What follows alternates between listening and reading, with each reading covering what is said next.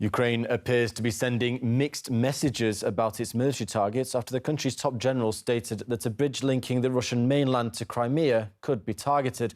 That's something that contradicts the Ukrainian president's claims that Kiev is not going to attack Russian territory.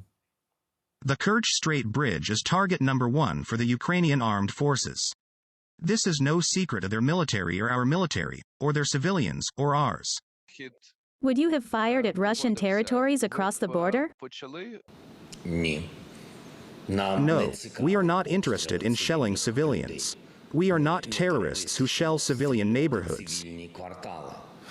The Kerch Strait Bridge, which the Ukrainian general was referring to, is also known as the Crimean Bridge. It was built after Crimea's reunification with Russia back in 2014. The 19-kilometre-long construction is the main artery between the Russian mainland and the peninsula, and it's the longest bridge in the country as well as in Europe. We discussed the general's comments with former CIA analyst John Kiriakou, who believes that such conflicting messages are down to a fractionalised action plan. One of the reasons, at least, why this Ukrainian general made the comment about the bridge publicly was for propaganda value, to worry Russian troops in the area, to make them think that this terrible attack is going to come. I think Zelensky's telling the Ukrainian people what he thinks they want to hear.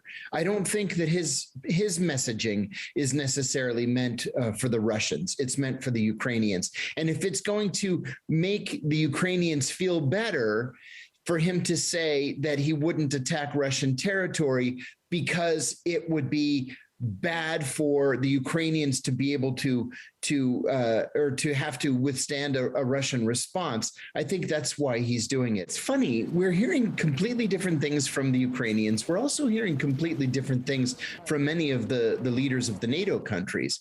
I think that there's not a whole lot of coordination that's taking place. On the one hand, there are political statements. On the other hand, there's military planning. And sometimes the two just don't go together.